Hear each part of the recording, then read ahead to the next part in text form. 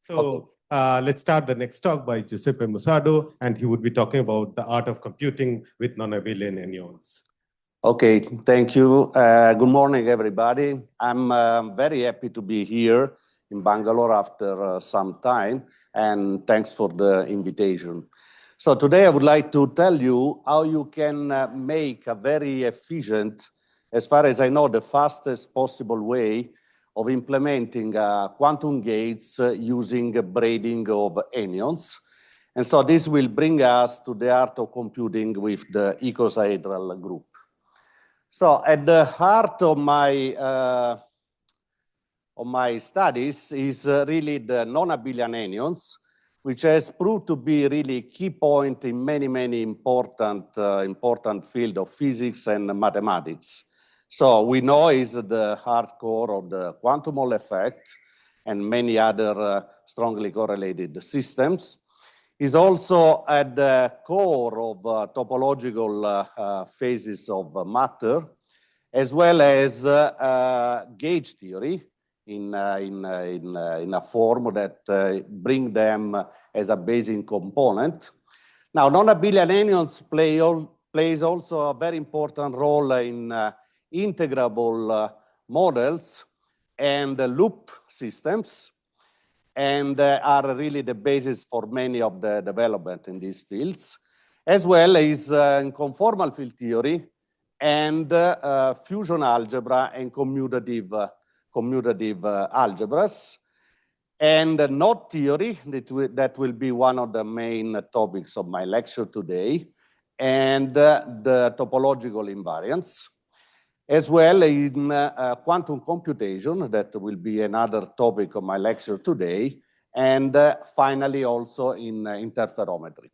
So you see is really a very broad and large and very rich topics, and it's very exciting to deal with. So the plan of my seminar is the following. We'll just remind a very basic feature of topological phase of matter. And then I will go to the theory of anyons, developing their mathematical formulations, which essentially consist in the fusion rule, and I will address also the problem of their classifications. Basic objects are the so-called F and R matrices, which tell us the way how to combine and work with anyons.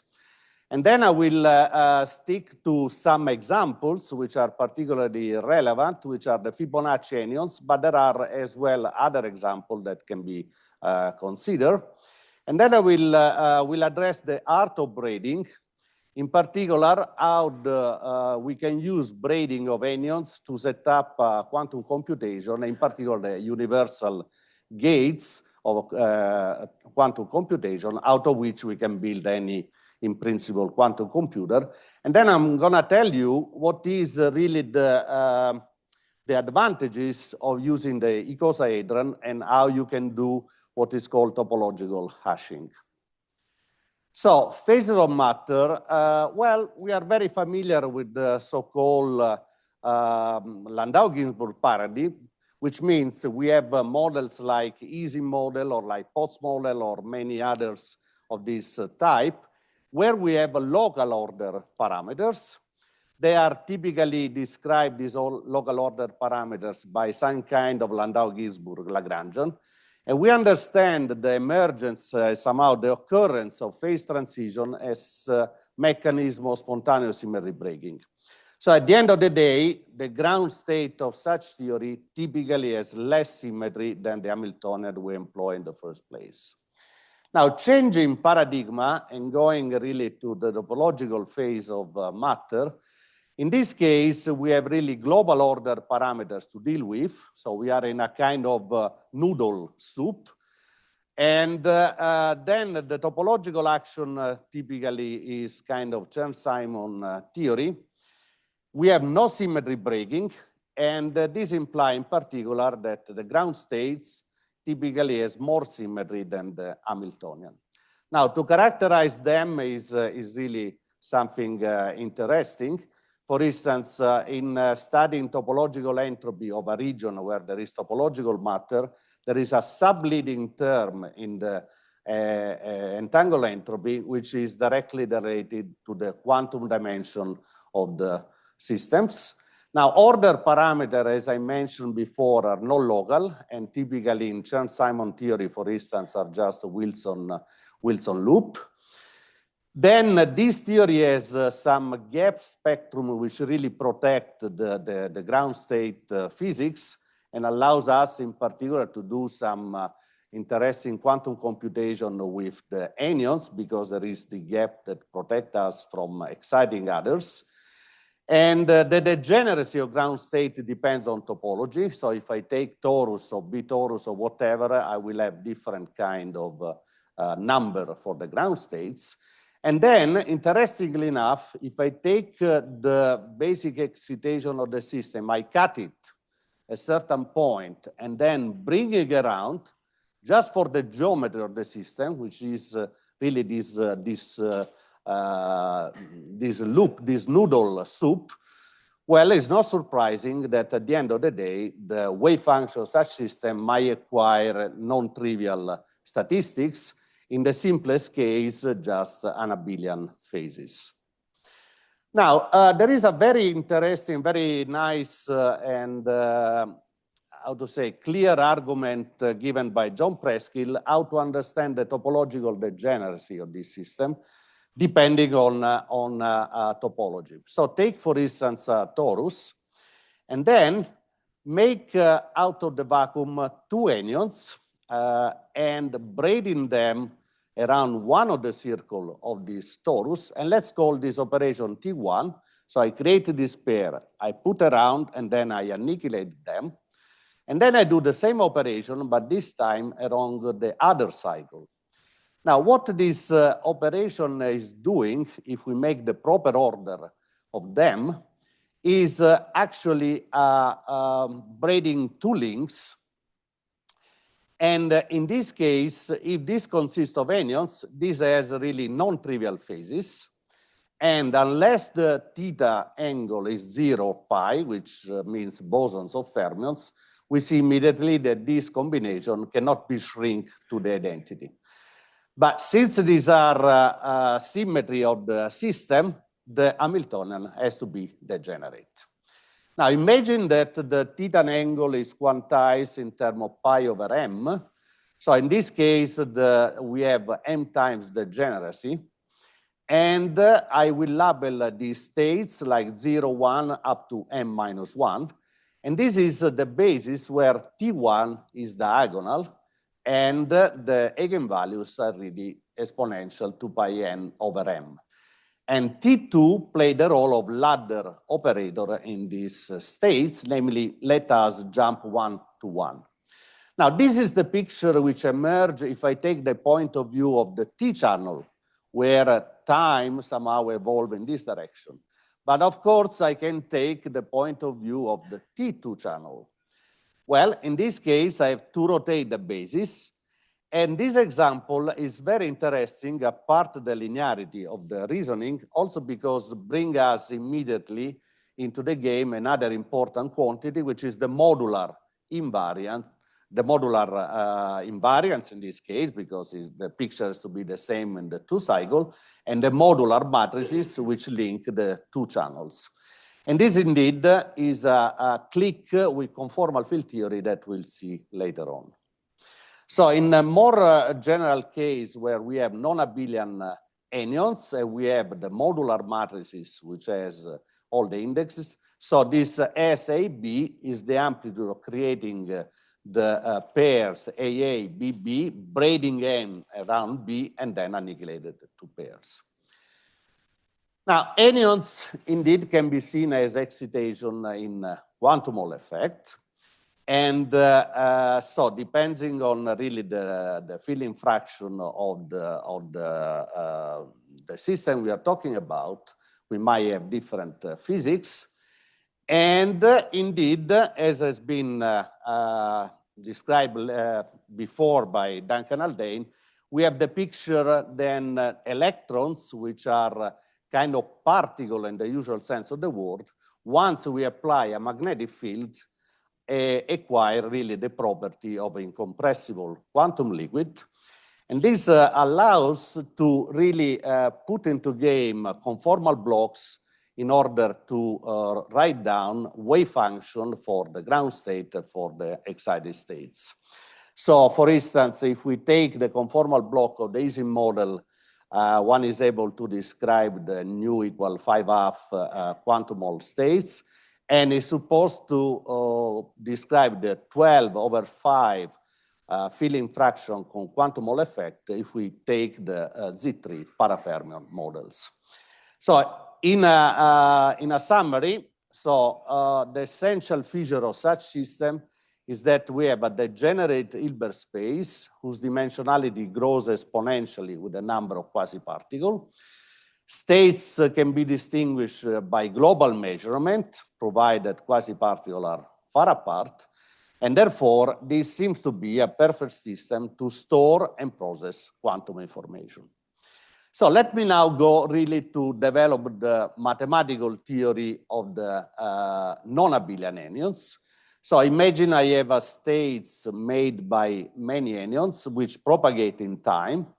Now, if there are no creation of pair, and this will be ensured if the temperature is much lower than the gap, particles will be conserved along this evolution. So the things that can happen is just a permutation of them. So the time evolution will split into the homotopy class of this system, and the nice thing is that the matrix of such evolution do not depend really on the particular feature of this motion, but just on the overall characteristics. So, for instance, if I shift a little bit without breaking anything, the total matrix element which describe this time evolution will be completely untouched. So this brings immediately into the game as a mathematical key point of this system, the braid group. Now the braid group is just permutation group with history. So it just we take another direction which tell us how many permutations we have done. And as I said, this trajectory of anyons are robust with respect to local permutation, which move a little bit this trajectory, but never alter the topological property of these braids. And braids of this n strength form an infinite discrete group, which, as I said, can be seen as a permutation with memory of its history. Now, permutation group with history, so braid group, can be described in terms of generators, which are called Si, which is the one which braid in a particular way, let's say in this way, rope I plus 1, and kappa, which does the same. Now, these generators commute as far as the two braids are far apart, and the square of it, of course, is not identity because we have done braiding. Now, in the group theory of braids, there are words. So words are just a sequence of this sigma I, and there are certain characteristics of this vocabulary.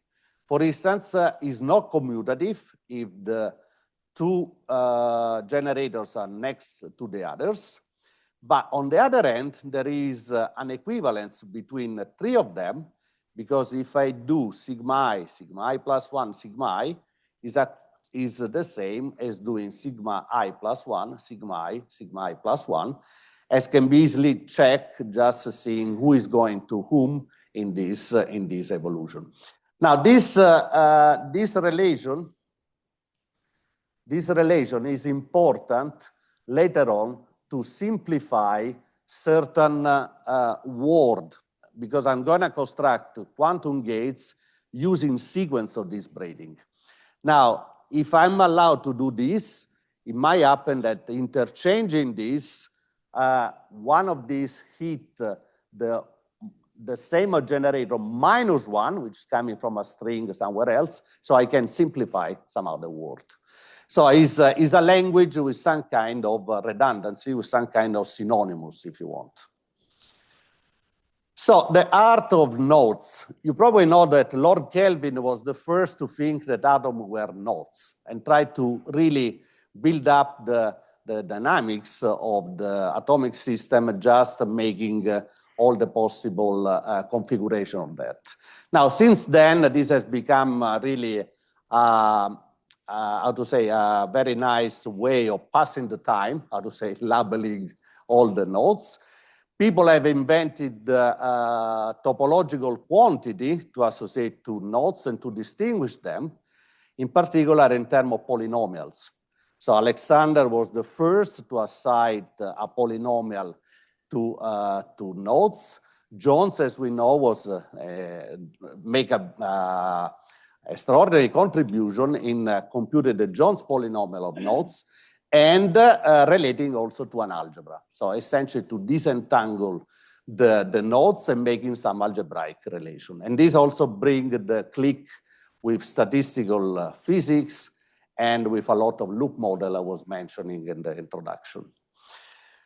So nodes in terms of braiding just consist of what is called Markov trace. So you take up braids and then you join these things and you get a nodes, okay? So braiding, therefore, is some kind of the basic mathematical quantity you have to deal with. Now, the theory of non-abelian anyons is very simple. First of all, you have to give me a bunch of excitations that the model consists of. And these are nothing else than particular label of some local conserved charges that the system has. They are discrete. Then we have to assign them some rule for fusing and also for splitting, because these particles might join together and the charges, of course, has to be conserved. So there are some selection rules how they can be fused and how they can be splitted. And finally, I have to compute the rule for braiding. Namely, I shall be able, given set of anyons, to understand what is this operation. And this we will see just an operation in SUN in general. So the fusion algebra is indeed the way how charges combine together such that from far apart they look made of just one charges. Now, this is really like at the first sight as the composition of a reducible representation of a group is when you take a reducible 1 times a reducible 2 and then you decompose in terms of the other irreducible representation. So this term has to be an integer. What has not to be necessary is to be 0 and 1. So this is in general an integer number, but for simplicity, and as a matter of fact, physics is already interested just with this binary value, we restrict to the value 0, 1. So this tells us really when you fuse two of them, how this pair looks like from far apart. Now, we call A to be non-abelian anyons if he has many ways of splitting when he met himself. So there is kind of superposition principle for such non-abelian anyons. Now, the basic rule of an algebra like this, when we associate two elements, a third one, is associativity. So we should have no ambiguity when we met three of them the way we are fusing. So I can make this and then fuse with C, or vice versa, I can do the other way around, but the result has to be absolutely the same. Now, what happened is really very, very striking at the first sight, namely that if I take these indices, there are this symbol that has three indices. I select out one of them, and the other two I interpret as a matrix element of the symbol A.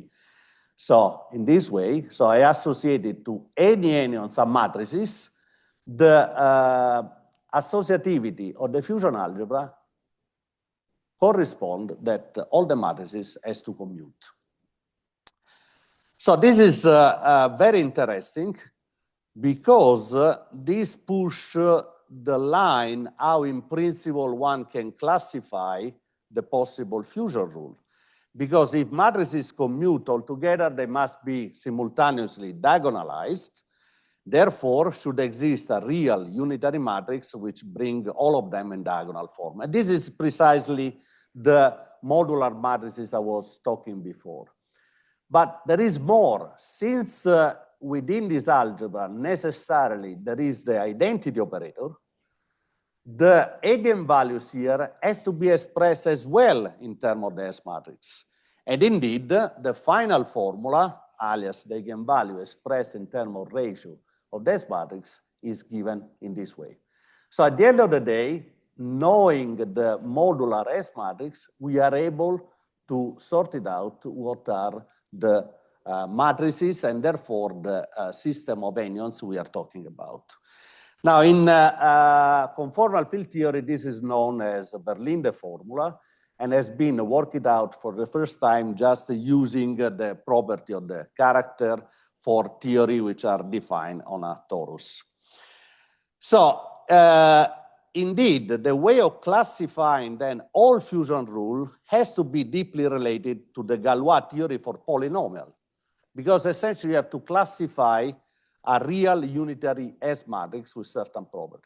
But to define such matrices, you have to satisfy polynomial equations. So not surprising that there is the bound, as you know, from Galois, that you cannot solve exactly, does not exist any exact formula for polynomial larger than 5. So amazingly enough, even though you choose n to be 0, 1, there is in principle no way of classifying anyons if there are more than 5 species. Now, let's be clear here. Not that there doesn't exist a system with 5, 6, whatever number of anyons. You can find them, and in a very easy way. You take any conformal field theory with thousands of conformal fields. The conformal field theory satisfies self-associativity property. You cut essentially all dependence on X, and you have an anyons. So I can find easily millions of any system with any numbers of anyons. But here the request is different. You want to classify them all, not given a specific example. And so making an exhaustive search as far so far has been, and there are indeed, as I said, strong arguments that cannot be pushed in general much further. There is a full classification of anyons up to 4 families. Okay. Now let me give some example of them. Indeed, coming from conformal field theory. So, for instance, if I take what is called in conformal field theory Yang-Lee model, so it consists of a field which I call it tau, which satisfies this fusion rule. Composing tau with itself can give either the identity or tau. And the matrices in this case are this one and can be easily checked, they commute each other. Now, if I go to 3 type of anyons, within this number of anyons, there is what is called Ising anyons.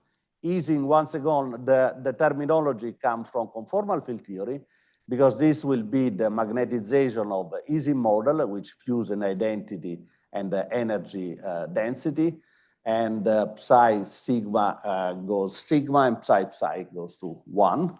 And the matrices are this one.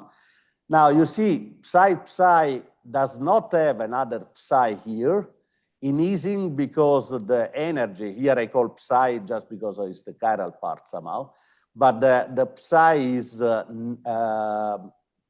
is odd under self-duality, even though from this algebra seems that psi is even under the spin symmetry, but there is another symmetry which is duality. So here cannot be the psi field. So if I gave up this property of oddity of self-duality, I can have a very interesting other set of 3 type of anyons, which I call Cardano anyons. You will understand later why as this name.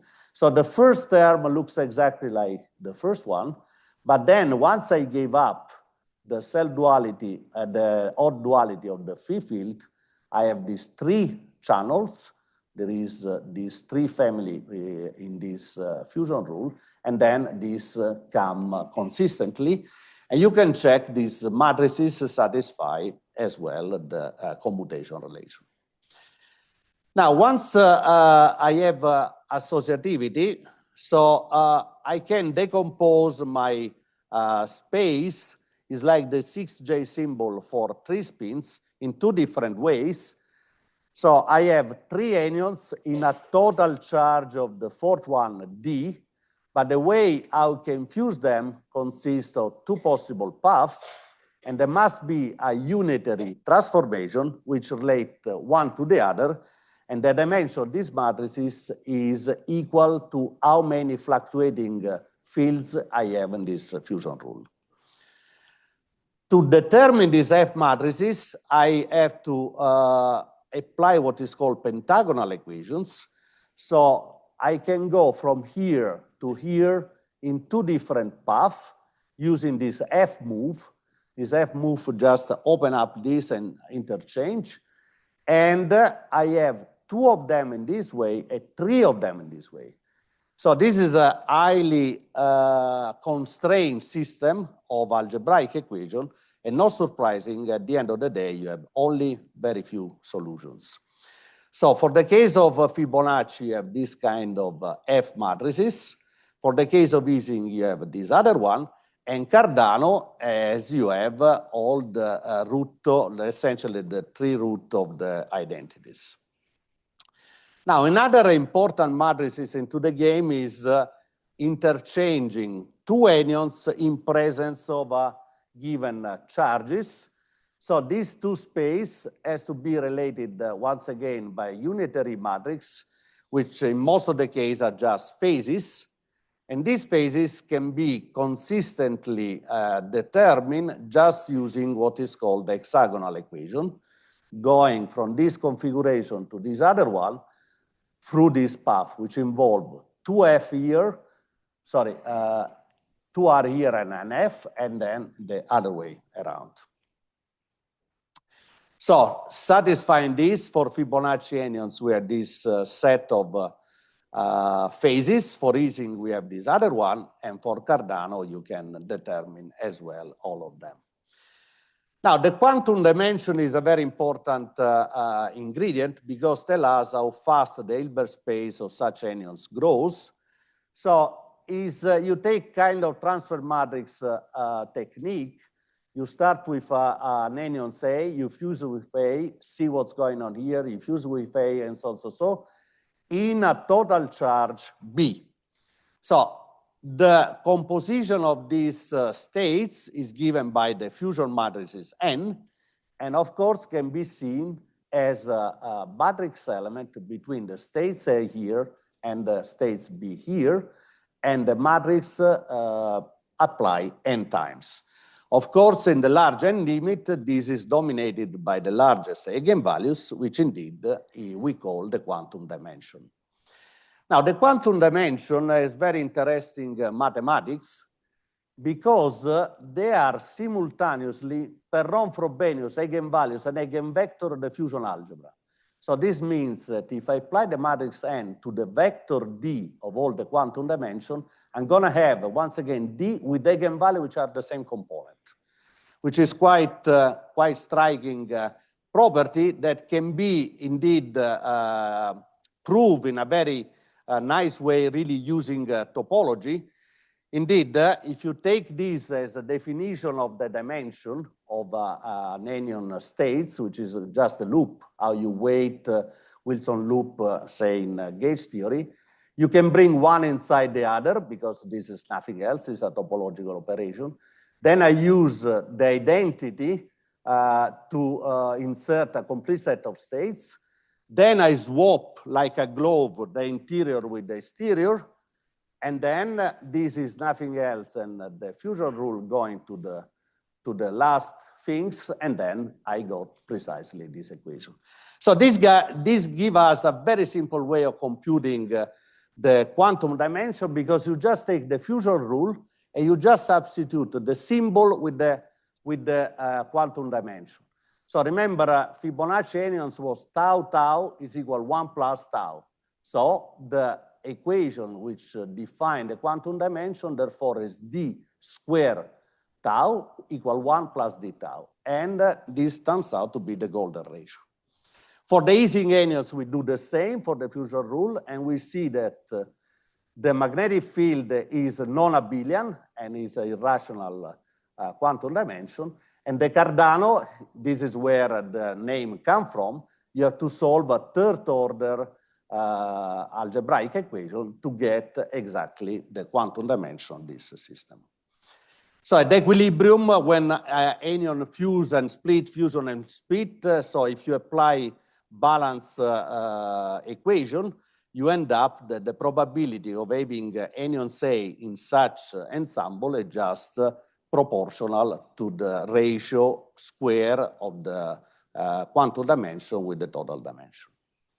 Now, let me go to the Fibonacci anions, which is the simplest one, but somehow for quantum computation is concerned is also universal, as I will comment later on. Now, I can rephrase this fusion rule in a different way, namely thinking that this tau is really a Q spin of value 1, in which using the fusing of spin, I will have 1 times 1, 0, 1, and 2, but 2 is cut just by the Q algebra, which is behind. So the two Fibonacci anions can be in superposition of 2 of these states. And if I take 3, I still have a two-dimensional Hilbert space I can play with. So the space is just classified in terms of path that I can do on the so-called Bratelli diagram. And not surprisingly, at the end of the day, I will have that the Hilbert space grows like the Fibonacci numbers. So Fibonacci numbers, I can tell you a lot, but time is unfortunately ungenerous. So let me go to quantum computation. So I would like to implement something which do a unitary transformation of my system and therefore implement a universal quantum computer. Now, there is a theorem which tells us that I can split any quantum computation just in two basic building blocks, single qubit rotation, and then a C0 which implement the entanglement. And the rest of the day, just engineering, putting together all of them. So the idea is that I would like to realize this these gates in terms of braiding of anions, because this might be more robust with respect to error correction. Now, there is also another interesting observation. Instead of braiding any of them in all possible ways, there is a theorem in topology, in group theory, which tells us that braiding which involve n particle can be equally realized in terms of braiding where n minus 1 is fixed and only 1 is dancing around. The only thing is that you have to pay a price in the number of braidings that you have to do it. So the single qubit rotation, I have to be universal in the sense I should be able to rotate any spin of any angle I want. And this is possible with Fibonacci, with Cardano, but not with Ising, because Ising somehow just implement the rotation of the Platonic solid. So I need the braiding of this. So I told you that in 3 anion states, I have a qubit, which are 2 of them in the total charges, which is 1.